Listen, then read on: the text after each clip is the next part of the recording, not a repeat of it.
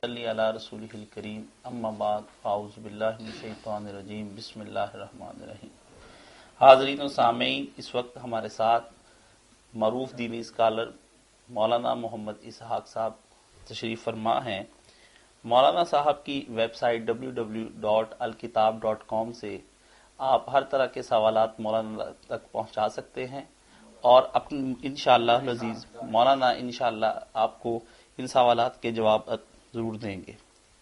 دوسرا، اسی web site کو ہم مولانا اسحاق.com کے نام سے بھی معروف یہ جانی جاتی ہے۔ میں مولانا سے وہ ای میلز جو ہمیں ابھی تک موصول ہوئی ہیں ان کے بارے میں پوچھوں گا اور انشاءاللہ العزیز آپ کے تسلی اور تشفی کے لیے مولانا یہ سوال آپ تک، ان کے جواب آپ تک پہنچائیں گے۔ مولانا صاحب، پہلا سوال جو ہمیں موصول ہوا ہے وہ یہ ہے کہ میرا آپ سے یہ سوال ہے کہ صحیح بخاری اور صحیح مسلم میں دونوں جگہ لکھا ہے کہ امام علی نے 6 مہینے تک حضرت ابوبکر کی بیعت نہیں کی تھی، لیکن جب بیعت دینے لگے تو آپ نے ابوبکر کو پیغام بھیجا کہ آؤ میں آپ کی بیعت کرتا ہوں، لیکن ساتھ ہی حضرت عمر کے بارے میں پسند نہ فرمایا کہ وہ بھی وہاں پر آئیں۔ آخر اس کی کیا وجہ ہے کہ حضرت علی نے ایک اہم موقع پر حضرت عمر کو بلانے سے روک دیا؟ بسم اللہ الرحمن الرحیم۔ کچھ تعطل کے بعد الحمدللہ دوبارہ یہ پروگرام شروع ہو رہا۔ اللہ تعالی ہمیں توفیق دے کہ ہم آپ کے سوالوں کے جواب دیتے رہیں۔ اللہ ہمیں حق کہنے کی توفیق دے اور ہمارے اور آپ کے سینوں میں اللہ تعالی حق کے لیے جگہ پیدا کرے اور امت کی وحدت کا سامان کرے۔ تو یہ پہلا سوال جو حضرت علی رضی اللہ عنہ کی بیعت کے بارے میں کتابوں میں بے شک ایسا بھی ہے کہ اسی دن حضرت علی رضی اللہ عنہ نے بیعت کر لی تھی حضرت زبیر رضی اللہ عنہ، مگر میں ایسی باتیں جو زیادہ مستند نہیں ہیں ان کی طرف نہیں جاؤں گا۔ ٹھیک ہے، صحیح بخاری اور صحیح مسلم میں جو بیان ہے وہی ٹھیک ہے کہ 6 ماہ تک انہوں نے بیعت نہیں کی، بعد میں بیعت کی تو اس میں بھی یہ بات کہی کہ تنہا آپ آئیں۔ یہ نہیں کہا تھا کہ حضرت عمر نہ آئے، یہ راوی نے اپنی طرف سے ہی نا وضاحت کی ہے کہ حضرت عمر کے آنے کو ناپسند کیا۔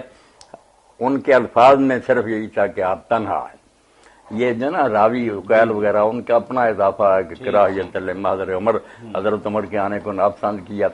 تو چلو باقی علماء نے یہ بات بیان کر دی کہ حضرت عمر جن کو کیوں نہ انہوں نے اس موقع پر پسند کیا۔ طبیعتیں مختلف ہیں۔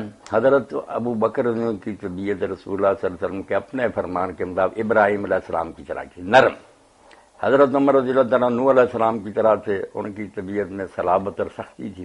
اسی وجہ سے استعفیٰ کے موقع پر بھی حضرت عمر نے ایک تقریر تیار کی تھی انصار کے سامنے کرنے کے لیے، مگر اگر وہ تقریر کر دیتے تو سارا کام خراب ہو جاتا۔ انہوں نے جب باتیں جوشیلی باتیں کہنی تھی، آگ بڑکوٹ تھی، حضرت ابو بکر نے بالکل روک دیا اور آپ ایسی باتیں کی جس سے انصار جو ہے نا بالکل ٹھنڈے ہو گئے۔ ان کی خدمات کا اعتراف کیا، ان کی فضیلت کو مانا کہ ہر لحاظ سے تم خلافت کے اہل ہو، مگر عرب میں ابھی تک قبائلی نظام ہے، قریش کے علاوہ دوسروں کی خلافت لوگ قبول نہیں کریں گے۔ اس بات کو انصار نے قبول کیا، بڑی ٹھوس بات تھی۔ حضرت عمر کے بارے میں آتا ہے کہ اگر وہ اپنا خطبہ سناتے تو کام خراب ہوتا۔ انہوں نے کہا میں نے جو کچھ سوچ رہا میں نے بعد میں سوچا کہ ابو بکر کی باتیں ٹھیک۔ یہی وجہ تھی کہ حضرت علی رضی اللہ عنہ نے کہا کہ 6 ماہ ہم ناراض رہے ہیں، اب کچھ ہمارے دل مائل ہوئے ہیں کہ چلو ہم مسلمانوں کا ساتھ دیں۔ تو حضرت عمر رضی اللہ عنہ اگر آئے نا تو ان کی طبیعت میں وہی سختی اور جذباتیت ہے، اگر انہوں نے پھر کوئی تیش کی باتیں کی تو پتہ نہیں پھر ہمارے دل جانا ان میں انقباض پیدا ہو جائے اور ہم پھر سے اپنے ارادے سے ہٹ جائیں۔ اس لیے انہوں نے یہ بات کہی، ورنہ حضرت عمر سے وہ کوئی نہیں ناراض تھے، ساری عمر ان کا ساتھ دیا۔ اور حضرت عمر نے جو کہا کہ آپ تنہا نہ جائیں، وہ بھی یہ بات نہیں تھی قتل کر دیں، یہ کہ حضرت ابو بکر نرم، انہوں نے اگر زیادہ باتیں کی نا کہ حضور کے ہم وارث سے آپ کے رشتہ دار سے ہمیں نظر انداز کیا گیا، جیسے کہ حضرت علی رضی اللہ عنہ نے اس موقع پر کہا بھی کہ ہمیں کوئی حسد نہیں آپ سے، نہ ہم خلافت کے کوئی حریص ہیں، مگر حضور کا خاندان ہونے کی وجہ سے ہمارا اتنا تو مقام تھا نا کہ مشورے میں ہمیں شریک کیا جاتا۔ آپ لوگوں نے ہمارے مشورے کے بغیر یہ حکومت سنبھالی، تو ان کی باتوں سے پھر حضرت ابوبکر رضی اللہ عنہ بھی روتے رہے۔ تو اب حضرت عمر اس بات سے ڈر گئے کہ کہ کہیں وہ ایسی باتیں نہ زیادہ کریں کہ حضرت ابوبکر کوئی اور ہی فیصلہ کرنے پر مجبور ہو جائیں، نرم طبیعت آدمی ہے، اس لیے انہوں نے کہا کہ تنہا نہ جائیں۔ حضرت ابوبکر نے کہا نہیں، ان سے کوئی احسان اندیشانی، نہ وہ میری توہین کریں گے، نہ کوئی زیادہ ناجائز مطالبہ کریں گے۔ بات اتنی حضرت عمر کی سختی کی وجہ سے انہوں نے کہا کہ بات یار طے ہونے لگی ہے، اگر پھر آ گئے اور جوشیلی باتیں کی تو پتہ نہیں پھر معاملہ بگڑ جائے۔ یہ سارا فتح الباری، نووی، ابی، جتنے شارحین ہیں انہوں نے کھول کر یہ سب کچھ بیان کر دیا۔ باقی جو بیعت نہ کرنا نا ساری امت کے لیے ضروری نہیں کہ اتنا ہر آدمی بیعت کرے، صرف اتنا ہے کہ خلاف نہ کرے اور بغاوت نہ کرے۔ اس لیے اگر کوئی شخص بیعت نہیں بھی کرتا مگر وہ حکومت کے خلاف کوئی قدم نہیں اٹھاتا اور نہ کوئی اختلاف کا اظہار کرتا، بسم اللہ، اس کے خلاف کوئی قدم نہیں اٹھایا جا سکتا۔ جزاک اللہ مولانا۔ مولانا صاحب دوسرا سوال جو ہمارے ایک ساتھی کی طرف سے آیا ہے وہ یہ پوچھتے ہیں کہ مولانا صاحب میں آپ سے طلاق کے صریح اور کنایہ الفاظ کے بارے میں پوچھنا چاہتا ہوں۔ طلاق کے جو صریح الفاظ قرآن مجید میں ہیں نا وہ یا طلاق ہے یا سرہونا سرا ہے یا فارقونا فراق ہے۔ یہ تین لفظ آئے قرآن میں، جدا ہو جانا، سرا چھوڑ دینا، طلاق جو ہے نا وہ آزاد کر دینا، یہ صریح الفاظ ہیں۔ جیسے کہ ابن حزم نے باقی سارے الفاظ جو نا چلی جا، دفع ہو جا، میں رکھنا نہیں چاہتا، یہ ہے، یہ سب کنائے ہیں۔ مگر ابن قیم رحمۃ اللہ نے بہت اعلیٰ بات کہی جو بڑی اصولی ہے کہ صریح الفاظ ہوں یا کنایا ہوں، جو بولتا ہے نا اس کو پوچھا جائے کہ وہ صریح الفاظ کو بھی سمجھتا ہے کہ ان کا مفہوم کیا ہے اور اس کا قصد اور ارادہ بھی ہے۔ دو چیزیں، علم ہے الفاظ کے معنی کا اور ارادہ ہے، دو چیزیں پائی جائیں گی، صریح ہو یا کنایا، پھر طلاق ہوگی۔ اگر وہ سمجھتا ہی نہیں بیچارہ کہ ان لفظوں سے کیا ہو جائے گا، یا اس کا ارادہ نہیں، بس اس نے ویسے ہی غصے ناراضگی میں کہا، تو ایسی کوئی بات نہیں، طلاق ہوگی۔ جو ابن عباس رضی اللہ عنہ کہتے ہیں انما الطلاق عن وطر، طلاق وہ شمار ہوگی جو کسی مقصد کے تحت ہو، کہ جھگڑے لڑائیاں تھی، سب لوگ سمجھتے یار انجام یہی ہونا تھا، اور اگر کوئی اتفاقی طور پر جوش میں آیا کہہ دیا، بعد میں اسی وقت رونا شروع کر دیا، تو ایسی طلاقیں نہیں مؤثر ہونی چاہیے۔ تو الفاظ صریح جو ہیں صرف تین ہیں، طلاق، سراح اور فراق، باقی سب کنایہ مؤثر اسی وقت ہوں گی جب کہنے والا ان کے معنی سمجھتا ہوگا، خواہ صریح ہو یا کنایہ، اور ارادہ بھی ہو اس کا طلاق کا۔ ماشاءاللہ مولانا دوسرا بعض سوال روایتیں ضعیف اس قسم کی آئی ہیں کہ تین باتوں میں حضر بھی جد ہے اور جد بھی حضر ہے، ہنسی مذاق میں، مگر یہ اتنی قوی نہیں کہ ان پر نہ لوگوں کے اجاڑے جائیں، کمزور روایتیں۔ یاسر محمود صاحب کا ہمیں ایک سوال موصول ہوا ہے، مولانا صاحب برائے مہربانی فرما دیجئے کہ علم العداد کی اسلام میں کیا حیثیت ہے؟ علم اور آزاد کی اسلام میں کوئی حیثیت نہیں، دین نے اس بارے میں کچھ نہیں کہا، یہ اپنی طرف سے لوگوں نے جفر اور نجوم اور علم اور آزاد وغیرہ نکالے، دین میں اس کا کوئی ذکر نہیں۔ ماشاءاللہ۔ محمد عمران صاحب یہ سوال پوچھتے ہیں کہ ایک لڑکی جو کہ مسلمان ہے وہ ایک قادیانی سے شادی کرنا چاہ رہی ہے، وہ قادیانی بھی شادی کے بعد مسلمان ہو جائے گا، لیکن لڑکے کی شرط ہے کہ وہ لڑکی کو شادی کے بعد اپنے گھر والوں کے ساتھ رکھے گا اور لڑکی ہر حال میں اسے شادی کرنا چاہتی ہے۔ اس بارے میں قرآن و سنت کی روشنی میں لڑکی کے بارے میں کیا حکم ہے کہ وہ کیا اس کی ذرا رہنمائی فرما دیں۔ سوال میں کہا گیا کہ وہ لڑکا شادی کے بعد مسلمان ہو جائے گا، نہیں، شادی کے وقت خاوند کا مسلمان ہونا ضروری ہے۔ مسلمان لڑکی کا نا کسی غیر مسلم سے نکاح نہیں ہو سکتا، اس لیے یہ نکاح بالکل ناجائز ہے، اور اس کی یہ شرط بھی کہ میں اپنے والدین کے ساتھ رکھوں گا، بدنیتی پر مبنی ہے کہ ان کے ساتھ رکھے گا تو یہ بچی پھر لازمن قادیانی ہو جائے گی بیچاری، تو یہ بالکل ناجائز ہے۔ نکاح جو ہے نا اسلام میں اس کے بہت اعلیٰ مقاصد ہیں، وہ صرف ایک شہوانی تعلق نہیں، سوچ سمجھ کر دیندار دونوں کو جو ہے نا ڈھونڈنے چاہیے تاکہ ایک پاکیزہ نسل جنم لے اور مسلمان معاشرہ جو ہے اس کا تسلسل قائم رہے۔ یہ صرف عیاشی کا سامان نہیں ہے۔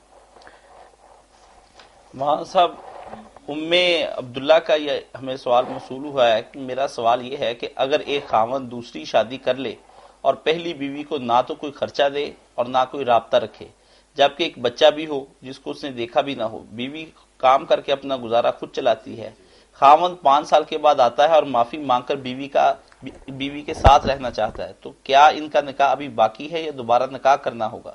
میں نے پڑھا ہے کہ نکاح 4 سال کے بعد ختم ہو جاتا ہے۔ 4 سال کے بعد نکاح خود بخود ختم نہیں ہوتا، اگر عورت جو ہے نا وہ سمجھتی ہے کہ میری خبر نہیں لیتا، نہ کوئی خرچہ دیتا، تو حالات سے تنگ آ جائے، تو اس کے لیے عدالت کا دروازہ کھٹکھٹانا ضروری ہے نا، کہ عدالت کی طرف رجوع کرے، اپنا معاملہ وہاں پیش کرے، اور عدالت پوری طرح چھان بین کے بعد اشتہار دے، ہر طرح تسلی کرے، اس کو خبردار کرنے کی کوشش کرے۔ اگر بالکل ممکن نہ ہو تو پھر قاضی کو یہ اختیار ہے کہ وہ نکاح کو ختم کر دے اور اس بچی کا نکاح جو نا وہ تمسیک کر دے۔ اپنے طور پر بے شک 100 سال بیٹھی رہے نا، اس طرح نکاح نہیں ختم ہوتا، نہ وہ نیا نکاح کر سکتی۔ مولانا اسی قامت سے طلاق دے یا عدالت نکاح کو تمسیک کرے۔ نکاح کے بارے میں ایک اور سوال ہے کہ محمد شاہد نواز صاحب نے پوچھا ہے کہ السلام علیکم، میں بین المذاہب شادی کے بارے میں پوچھنا چاہتا ہوں۔ میرا ایک دوست ایک لڑکی سے بہت محبت کرتا ہے اور وہ لڑکی سکھ ہے۔ میرا سوال یہ ہے کہ اسلام میں سکھ لڑکی سے شادی کی اجازت ہے یا نہیں ہے؟ نہیں، بالکل سکھ لڑکی یا ہندو لڑکی سے شادی کی اجازت نہیں۔ زیادہ سے زیادہ اہل کتاب ہے نا، یہود نصارا، ان کے ساتھ شادی کی اجازت ہے۔ اور بھی زیادہ علماء اب کہتے ہیں کہ موجودہ جو عیسائی یہودی یورپ میں، یہ نہ عیسائی ہیں نہ یہ یہودی ہیں، یہ تو بالکل ڈیری ہیں، مسیح علیہ السلام کی بھی توہین کرتے ہیں۔ جو ان میں سے مذہبی لوگ ہیں کہ چرچ وغیرہ میں جاتے ہیں وہ ٹھیک ہے، مگر اس میں بھی شیعہ حضرات اور کئی لوگ کہتے ہیں کہ بالکل نہ، ان کے ساتھ ہمیشہ کے لیے نکاح وہ بھی جائز نہیں۔ ابن عمر رضی کا بھی یہ تھا کہ ان سے بڑا مشرک کون ہے، مسیح علیہ السلام کو اللہ کہتے ہیں۔ تو بہرحال یہ جھگڑے کی بات ہے، سکھ ہندو وغیرہ جو ہے نا، ان سے نکاح مسلمان کا نہیں ہو سکتا۔ جی مولانا صاحب، یہ بھی ایک سوال ہمیں ابن دو شہزاد طارق کی طرف سے موصول ہوا ہے۔ وہ پوچھتے ہیں مولانا صاحب، جو تبلیغی جماعت کے لوگ 3 دن 40 دن یا 4 مہینے کے لیے جاتے ہیں تو کیا یہ بدعت ہے؟ بدعت تو ہے کہ نیا طریقہ تبلیغ کے لیے انہوں نے اختیار کیا کہ اس طرح چلے وغیرہ لگواتے ہیں، مگر یہ بدعت للدین ہے، فی الدین نہیں۔ یہ بات بھی سمجھنی چاہیے کہ بدعت ایک ہوتی ہے کہ دین میں ایک نئی چیز داخل کر دی جائے۔ اب دین کی تبلیغ اور دین لوگوں تک پہنچانا یہ تو بدعت نہیں، یہ تو دین ہے، دین کے لیے۔ جیسے حضور علیہ السلام کی عظمت اور شان بیان کرنے کے لیے ہم سیمینار وغیرہ کریں تو یہ وہ بدعت ہے، مگر وہ بدعت للدین ہے، دین کے لیے ہی ہے، دین میں نہیں۔ بات اصل دین میں موجود ہے، دین کی تبلیغ جو ہے نا وہ دین میں موجود ہے۔ طریقے اس کے زمانے کے ساتھ نئے نئے بھی اختیار کیے جا سکتے ہیں، مگر خود تبلیغی جماعت والوں کو بھی چاہیے، ان کے بھی بڑے نیک لوگ پکار دیں کہ جو تم نے یہ کہہ دیا نا کہ یہی پیغمبرانہ طریقہ اور صرف یہی اصل دین ہے، باقی جو لوگ کرتے ہیں دین کی خدمت، مدارس ہیں وغیرہ، وہ نہیں، یہ تمہاری بھی زیادتی ہے، غلو ہے۔ ٹھیک ہے، تم اس طریقہ سے کام کرتے، اللہ تمہیں اجر دے، مگر یہ اصرار کرنا کہ صرف یہی طریقہ ہے، یہ غلط ہے۔ طریقے دوسرے جو ہیں اس سے بھی اعلیٰ اور بہتر ہیں۔ باقی اللہ کے رسول علیہ السلام کی زندگی کو پڑھا جائے نا، قرآن کو پڑھا جائے تو لوگوں کے پیچھے پڑھ کر دین بتانا جو ہے نا دین کی بے قدری ہے۔ سورہ عبسہ وتولیٰ میں اللہ کے رسول بالکل نیک نیتی سے کافر سرداروں کے ساتھ مشہور سے گفتگو میں صحابی آئے عبداللہ بن ام مکتوم رضی، بڑے چوٹی کے آدمی تھے، حضرت خدیجہ کے پھوپھی زاد تھے، رسول اللہ انہیں مدینہ میں امام مقرر کرتے تھے، تو حضور نے ان کا آنا جو نا ناپسند کیا۔ بعض لوگ کہتے ہیں کہ انہوں نے کوئی سوال کیے جو آپ نے نام جواب دیا، نہیں، سوال نہیں کیے، سوال اگر کرتے تو اللہ انہیں ڈانٹتا کہ تم اندھے ضرور ہو، بہرے تو نہیں کہ سن رہے ہو کہ حضور بات کے نہیں، آنے کو ان جا رہا، نابینا آیا۔ آپ نے اس لیے بے قدری نہیں کہ نابینا نہیں، کہ یہ کفار تو پہلے ہی بہانے بناتے ہیں کہ آپ کے پیچھے کون لگے ہوئے ہیں، یہ شودھ رجنا لوگ، انہوں نے بات چھوڑ دینی ہے، ادھر اس بیچارے کی توہین میں لگ جانا، بے موقع آ گیا یہ۔ مگر اللہ نے ٹوک دیا کہ جو شوق سے دین سننے آتا آپ اس کو سنائیں، جو نہیں سننا چاہتے ان کے پیچھے نہ پڑیں۔ کر لا انا تذکرہ، یہ سائل کا سوال نہیں ہے کہ منتیں کر کے، یہ مالک کائنات کا فرمان ہے، سنتے ہیں تو اچھا، نہیں وہ خود ان سے نپٹ لے گا۔ اس لیے بے قدر کر کے دین کو پیچھے پڑنا، لوگ گلیاں بدل جائیں، یہ کوئی اچھا انداز نہیں، نہ حضور کی یہ سنت ہے۔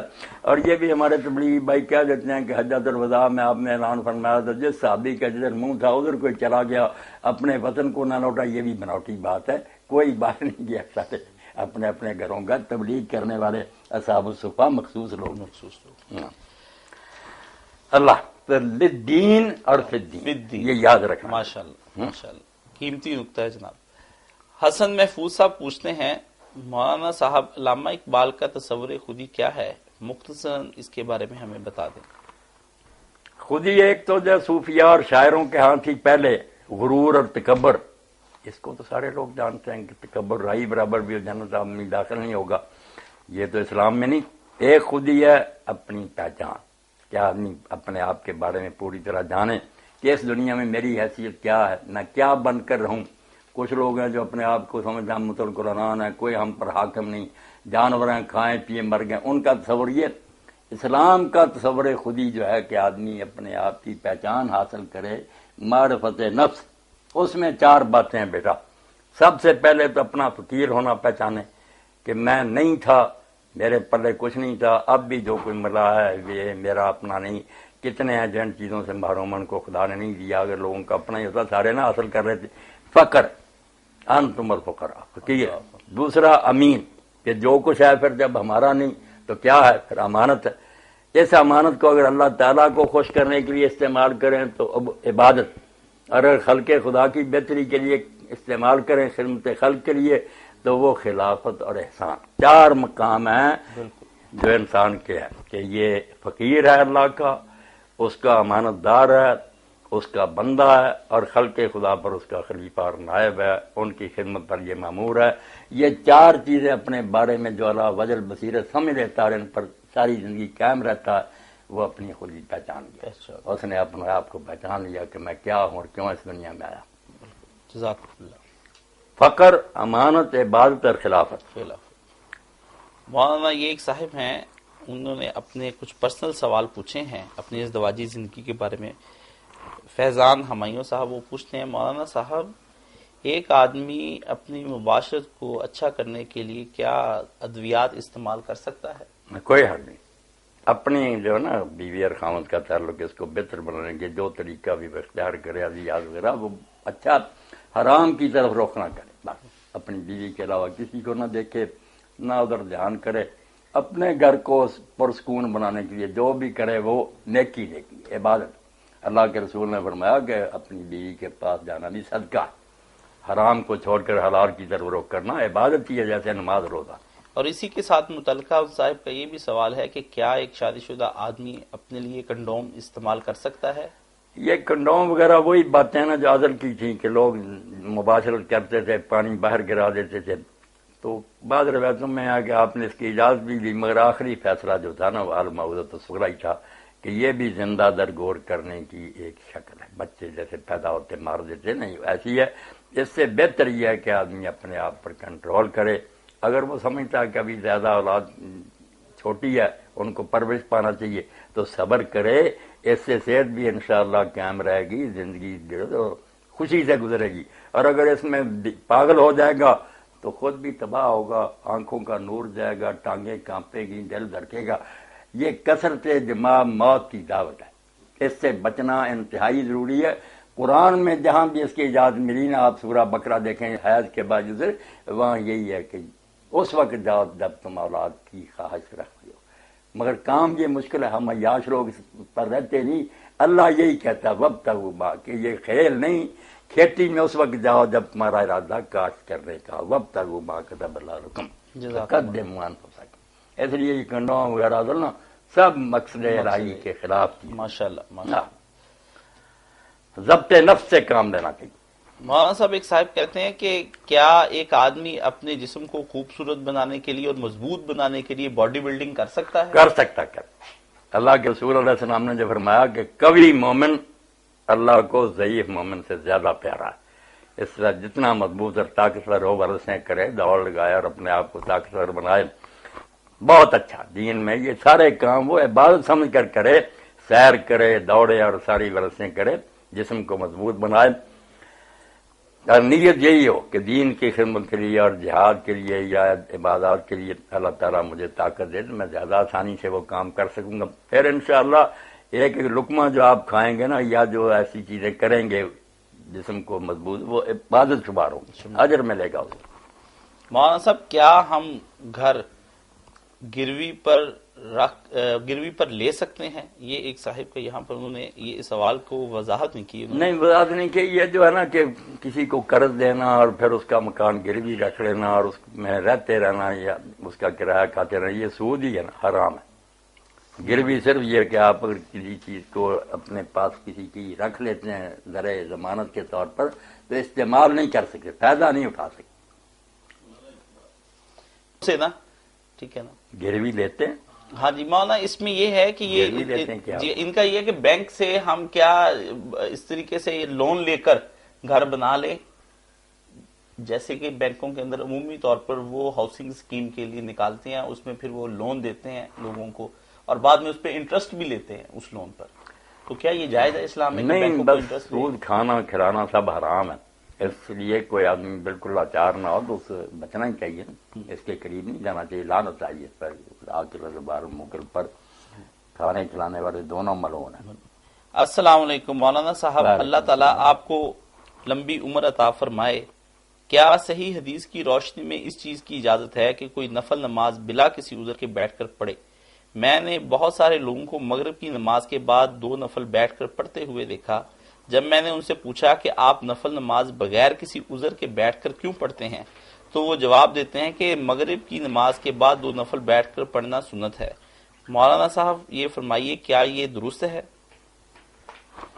نہیں، شرعی مسئلہ صرف یہ ہے کہ بلا عذر بھی آپ نفل نماز جو ہے نا بیٹھ کر پڑھیں تو ثواب آدھا ہوگا۔ اللہ کے رسول نے صحیح حدیث میں فرمایا کہ تندرست آدمی نفل نماز بیٹھ کر پڑھے تو کھڑے ہو کر پڑھنے والے سے اس کو آدھا ثواب ہوگا۔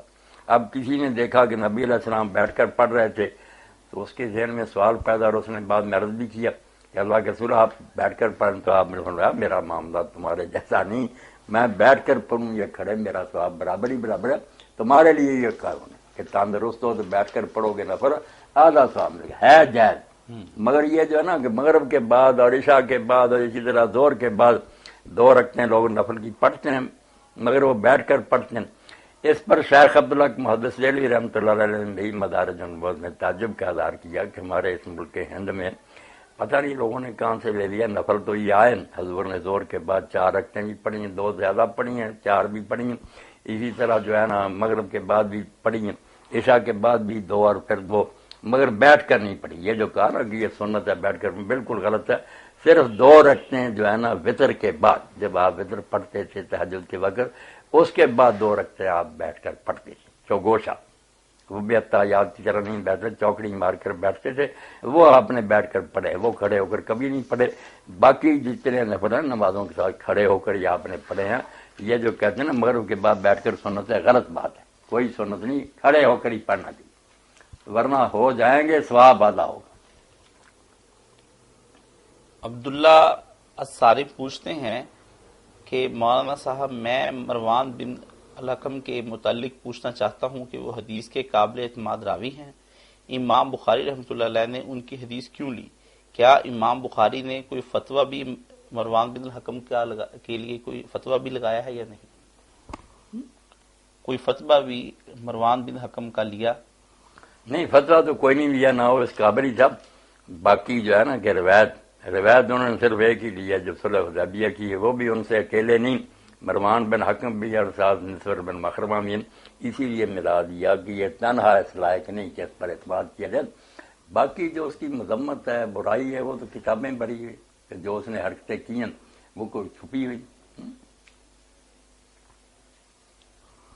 اقبال صاحب پوچھتے ہیں مجھ کو کسی نے کہا ہے کہ جس کے پاس 1 تولہ سونا ہو اس پر زکوٰۃ واجب ہے، کیا یہ صحیح ہے؟ نہیں، زکوٰۃ کے لیے کم از کم نصاب نا 20 مسکال سونا، 7.5 توڑے، 7.5 توڑے یا سے زیادہ پھر ہے، ورنہ نہیں۔ اللہ اکبر۔ حیدر عمران رضوی صاحب پوچھتے ہیں السلام علیکم، وعلیکم السلام۔ قرآن سے کوئی حضرت ابوبکر کی خلافت کیسے ثابت کر سکتا ہے؟ حضرت ابوبکر اور حضرت عمر کے انتخاب میں کیا فرق تھا؟ اس لیے کہ حضرت ابوبکر کا انتخاب بہت سارے لوگوں نے کیا جبکہ حضرت عمر کی نامزدگی صرف حضرت ابوبکر نے کر دی۔ جو لوگ قرآن مجید سے خلافت ثابت کرنا چاہتے ہیں وہ یہ دن کے نام دے کر آیا کہ ابوبکر نے خلیفہ، اس کے لیے ازالت الخفاء جو شاہ ولی اللہ رحمۃ اللہ نے لکھی نا، تو انہوں نے پھر کھینچ تان کر ایتوں سے کوشش کی ہے کہ مہاجرین اولین کے لیے جو خلافت کا استحقاق اس میں ابوبکر نے اول نمبر پر آتے ہیں، حدیثیں بھی دی ہیں بہت، اس بارے میں چھوٹی کتاب ہے مگر اس تکلف کی ضرورت نہیں۔ واقعی جیسے حضرت عمر نے کہا نا کہ نہ رسول اللہ نے کسی کو خلیفہ مقرر کیا، آپ نامزد نہیں کر گئے، لوگوں نے ان سے کہا کہ آپ اپنے بعد کسی کو کریں، تو انہوں نے کہا اگر کروں تو یہ کام رسول اللہ نے، اگر نہ کروں تو حضور نے ایسا ہی کیا، اگر کروں تو میرے سے پہلے ابو بکر نے کیا۔ تو حضور کا یہی ہے کہ آپ نے کسی کو خلیفہ مقرر نہیں کیا، نہ قرآن سے ثابت کرنے کی ضرورت ہے۔ باقی جو ہے نا کہ امت نے انہیں چنا، یہ بالکل ٹھیک بات ہے۔ ایک دو آدمیوں نے اگر اختلاف بھی کیا تو جمہوریت میں اور شورا میں ایسا ہی ہوتا، ان کے اختلاف سے مسئلہ تو نہیں خراب ہوتا، جبکہ اکثریت جو تھی وہ ان پر مطمئن تھی، ان کے دور میں کسی نے ان کے خلاف کوئی بغاوت نہیں کی، ان کی خلافت کو تسلیم کیا۔ اب جو حضرت عمر رضی کے بارے میں کہا جاتا ہے کہ نامینیشن کی استخلاف، یہ بھی بات غلط ہے۔ انہوں نے جب ارادہ کیا کہ حضرت عمر کو میں مقرر کروں تو باقاعدہ بڑے بڑے چوٹی کے لوگوں کو بلا کر ان سے مشورہ کیا۔ کئی لوگوں نے اختلاف بھی کیا کہ ان کی طبیعت سخت ہے، انہوں نے کہا یار نرم ہو۔ پھر مجمع کو بلا کرنا، خود باہر آیا اور کہا کہ میرا یہ ارادہ ہے، اگر تم پسند کرتے ہو تو اس کی بیعت کر لو، ورنہ جس کو جی چاہے چن لو۔ لوگوں نے خوشی سے کہا کہ آپ کے انتخاب سے بہتر کیا ہے، تو انہوں نے رائے دی، پسند ساری دنیا نے، مسلمانوں نے کیا، پھر وہ خلیفہ بنے۔ اور اگر ان کے نامزد کرنے کے بعد بھی لوگ انکار کر دیتے تو یہ نامزدگی کوئی شے نہیں تھی، نہ اس کا کوئی اثر تھا، لوگوں کو حق تھا کہ مانیں یا نہ مانیں۔ مولانا صاحب، ایک نوجوان ساتھی پوچھتے ہیں کہ زیر ناف بال کہاں تک صاف کرنے چاہیے؟ کچھ لوگ ناف کے نیچے سے صاف کرتے ہیں، کچھ ناف کے اوپر سے بھی صاف کرتے ہیں، کچھ لوگ ناف کے تھوڑا سے نیچے سے بھی شروع کرتے ہیں۔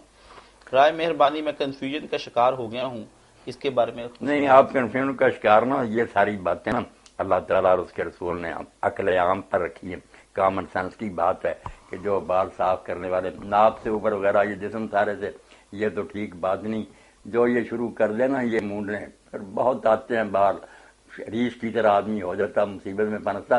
یہ نیچے جو ہے نا، ناف کے نیچے آنا جو ہے نا، ناف کے نیچے بس شرمگاہ کے ارد گرد، یہی ہے جو پلید ہونے کا ڈر اور بدبو آتی ہے، ان کو صاف کر لے، زیادہ تکلف میں پڑھنے کی ضرورت نہیں۔ مولانا صاحب یہ وضاحت فرما دیں کہ کیا ایک سنی لڑکی شیعہ لڑکے کے ساتھ شادی کر سکتی ہے؟ شیعہ لڑکا صحابہ کو برا بلا نہیں کہتا اور حضرت علی کو خدا نہیں کہتا، اس کا عقیدہ بنیادی طور پر وہی ہے جو میرا ہے، لیکن ہمارے فرقوں کے مختلف نام ہیں۔ میں نے آپ کا خطبہ سنا جس میں آپ نے وحدت کی بات کی، کیا ایسا ہو سکتا ہے کہ ہم نے لاہور کے مختلف جامعات سے پوچھا ہے، ان کے مطابق یہ صحیح نہیں؟ مجھے اس کے نہ ہونے کی کوئی وجہ سمجھ میں نہیں آتی، برائے مہربانی اس کے بارے میں وضاحت فرما دیں۔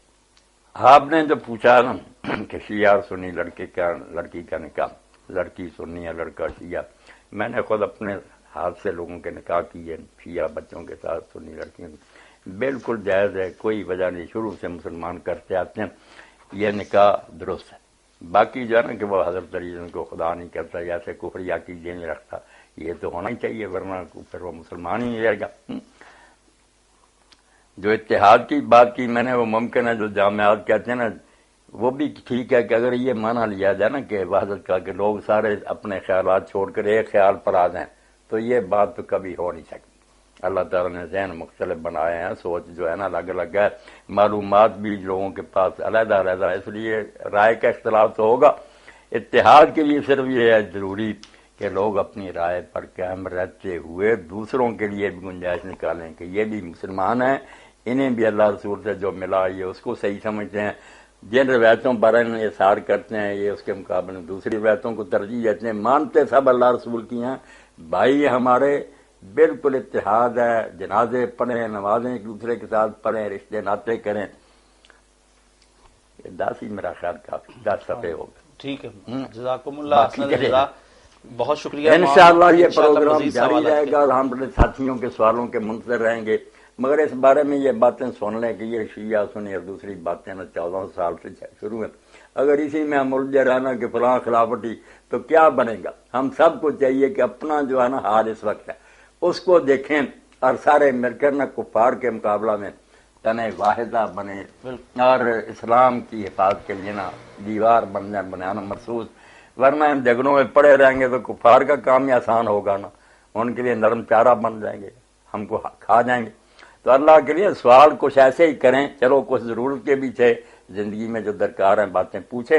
اللہ آپ سب کو خیریت سے رکھے، مجھے بھی تندرستی دے، اور میری دعا کہ اللہ میرے اور آپ سب کے دل میں حق کے لیے جگہ پیدا کرے، مسلمانوں میں الفت و محبت پیدا کرے۔ اللہ اصلح ذات بیننا، ہمارے حالات اللہ درست کر دے، اللہ مسرح کل فاسد من المسلمین، وصلی اللہ تعالی علی خیر خلقی سیدنا مولانا محمد و آلہ وصحبہ اجمعین۔